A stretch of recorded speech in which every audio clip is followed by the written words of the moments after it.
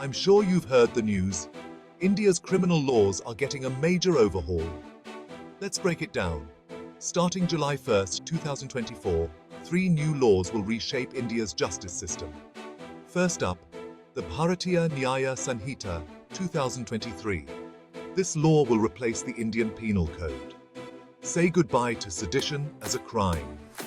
But hello to new punishments for secessionism and rebellion.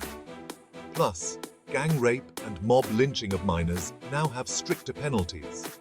Community service is also introduced as a form of punishment. Next, the Bharatiya Nagarik Suraksha Sanhita 2023. This law updates the Code of Criminal Procedure. Expect faster, time-bound investigations and mandatory video recording of statements for sexual assault victims. Lastly, the Bharatiya Saksya Adhiniyam 2023 replaces the Indian Evidence Act. Digital evidence is now accepted, and all records will be digitized. Exciting times ahead for India's legal system. Don't forget to like, share, and subscribe for more updates from Success Law classes.